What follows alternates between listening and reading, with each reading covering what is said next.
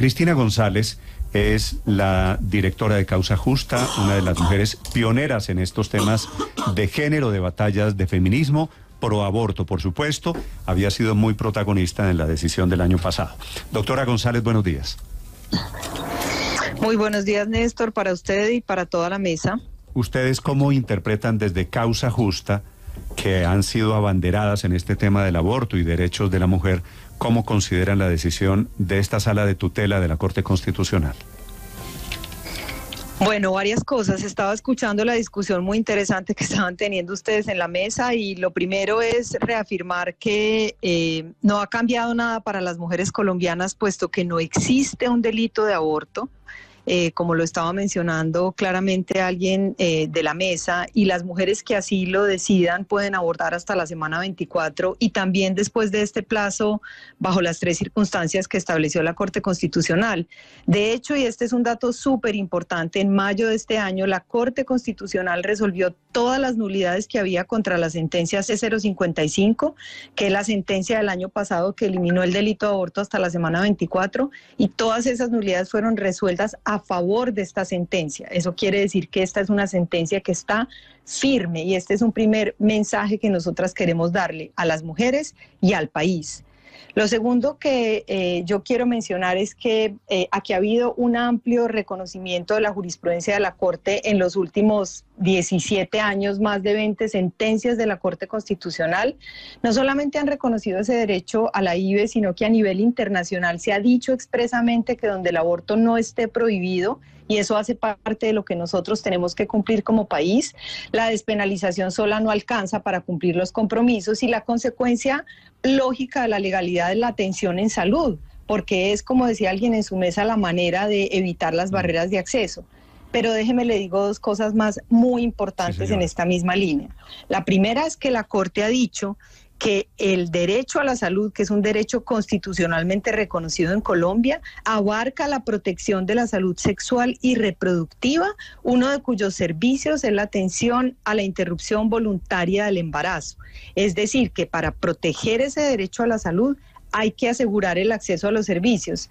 Más aún, el propio Ministerio de Salud este año expidió una resolución siguiendo la recomendación que le hizo la Corte hace un año, y en esa resolución, que es la 051, ustedes la pueden consultar, están claramente definidos todos los lineamientos para que los servicios de salud presten la atención y cubran las intervenciones en salud para la IVE. Y esta resolución la desconoce totalmente este fallo de tutela. Pero dice al tiempo la decisión de la Corte Constitucional de ayer esto, que no hay derecho al aborto y en consecuencia el sistema de salud público en Colombia, con plata pública no se puede financiar un aborto. ¿Eso no lo ven ustedes como una barrera?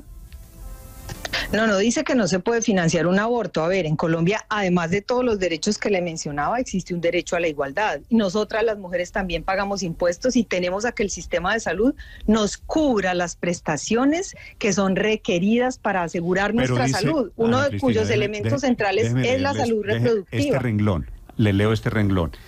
Ni la legalización de su práctica, ni la obligación del sistema de seguridad social de practicar el aborto. Textualmente, esto es lo que dice el fallo de la tutela de los magistrados de la Corte.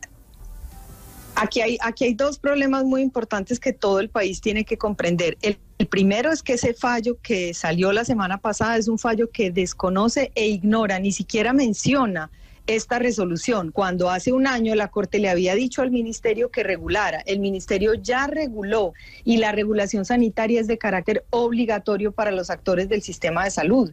Y está estipulado en esa resolución 051 la atención e intervenciones en salud para la interrupción voluntaria del embarazo, tal como se han venido haciendo en los últimos 15 años en el país, es decir, dónde se ingresa, cómo se paga, quién atiende, cuáles son las condiciones de calidad del recurso humano.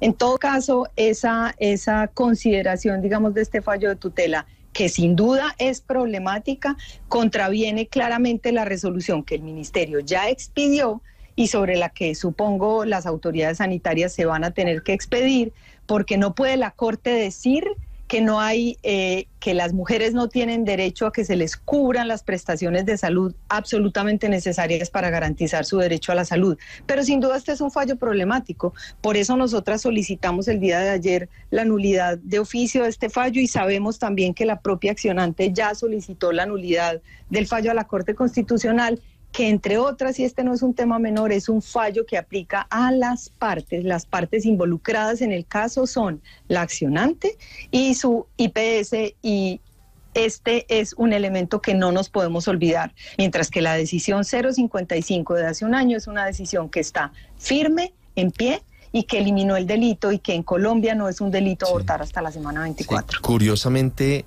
los magistrados dicen que fallan esta tutela a pesar de que la joven de la comunidad polindara ya dio a luz.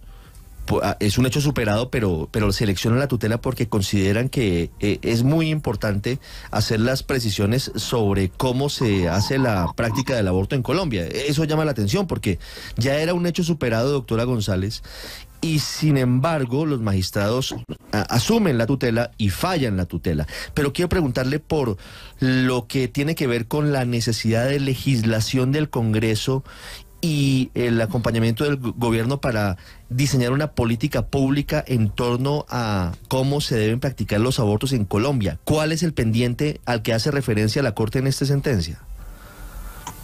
Bueno, pues uno de esos pendientes es esta resolución, que de todas maneras no deja de ser muy llamativo y muy preocupante que la Corte haya ignorado que la Corte el año pasado, cuando sacó esa sentencia, dijo que era importante que se formulara una política pública sin perjuicio del cumplimiento inmediato de la sentencia y en el menor tiempo posible una política pública integral que ayudara, digamos, o reforzara cómo eran las prestaciones desde el sistema de salud. Y en respuesta a esa petición, el Ministerio de Salud expidió una circular el año pasado y una resolución este año en enero, como ya he mencionado varias veces en la entrevista. Entonces, por un lado, desde la perspectiva del Ministerio, yo te diría, conociendo el sector salud, no existe ese vacío normativo porque el Ministerio lo llenó con una resolución que usa toda la jurisprudencia de la Corte Constitucional para regular y afirmar que los servicios de atención a la IVE están incorporados dentro de las prestaciones de nuestro Sistema General de Seguridad Social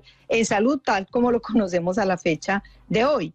Y en todo caso, esa política podría ser objeto de un debate en el Congreso para que legislen la materia, regule y refuerce, digamos, esto siguiendo la línea jurisprudencial de la Corte, que tiene pues ya casi 17 años y más de sentencias que vienen reafirmando que, como lo mencionaba alguien en la mesa, el propósito fundamental aquí es eliminar las barreras de acceso, porque no nos ganamos nada con que el aborto deje de ser un delito si a las mujeres les imponen, como se hace, porque con todo respeto, no sé quién decía en la mesa, pero los médicos o los profesionales antiderechos o las personas antiderechos no necesitan este fallo de tutela, que repito, es un fallo que aplica entre las partes para oponerse. Allá de hecho, ir, crean González, barreras y se oponen permanentemente. Claro, usted plantea el escenario donde el Congreso legisla, donde el gobierno emite los parámetros para cumplir esta nueva orden de la Corte Constitucional, pero mientras eso pasa, ¿qué ocurre con la objeción de conciencia? ¿Qué ocurre con esta nueva decisión?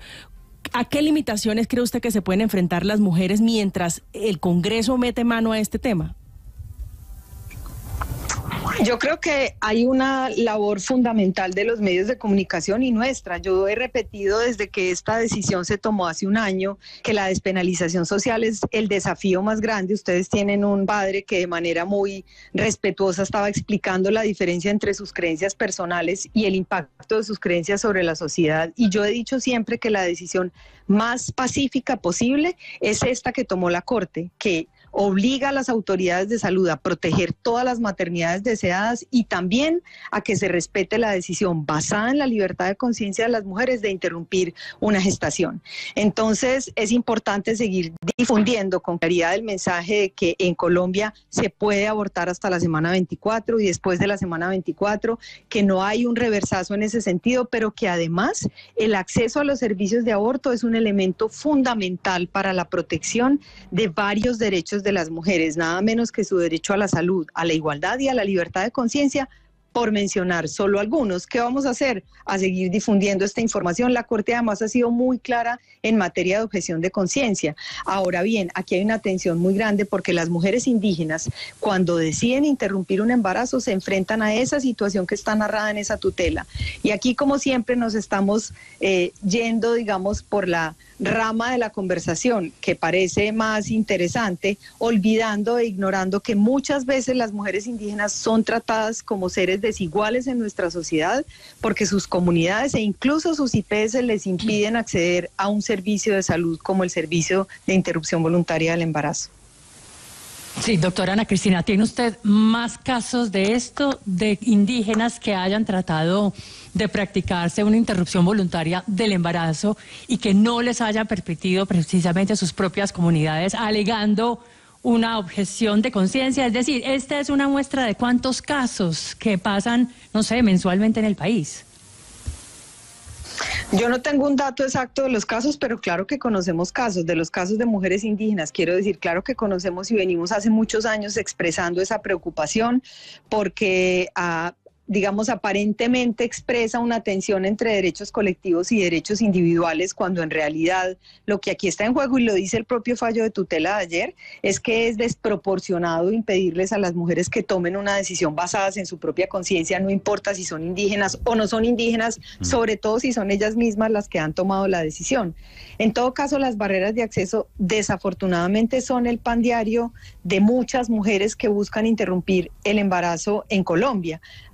También, como nosotras lo dijimos a comienzos de este año, hay algunas señales positivas que reflejan que se ha abierto la compuerta para que las mujeres accedan a los servicios y para superar algunas de esas barreras. Una de las cuales, pero no la única, es, yo te diría, no la objeción de conciencia, porque la objeción de conciencia verdadera es un ejercicio que no puede interponerse ni interferir con el acceso a ningún servicio de salud. Si yo soy un objetor de conciencia, yo debo retirarme de la prestación de un servicio que yo objeto desde antes para evitar que eso se convierta en una barrera en cada uno de los casos concretos. Claro, pero eso era antes de esta decisión de tutela. Por eso digo, es que yo sé que la decisión del año pasado creaba los protocolos para la objeción de conciencia, pero aquí, como la Corte dice a través de esta tutela, no existe un derecho al aborto. ¿Eso no cambia? ¿Eso no es lo que mueve un poquito el piso de toda la ecuación del aborto?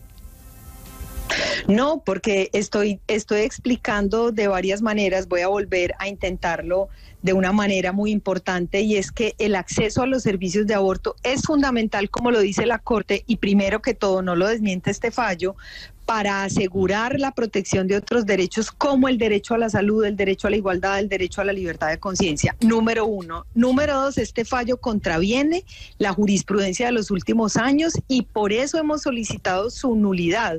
Pero número tres, y quizá lo más importante, y no quiero con esto, digamos, que como país nos salgamos por la tangente de un debate sobre la igualdad, es que este es un fallo frente a un caso concreto, no se puede generalizar para Ana toda Cristina, la población. Si a usted le parece que no cambia nada, ¿por qué pidieron la nulidad de la sentencia?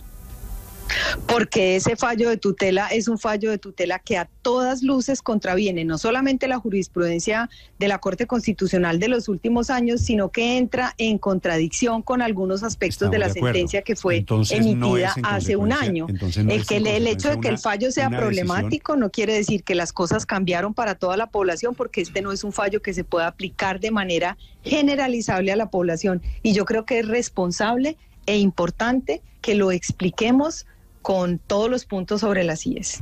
Sí.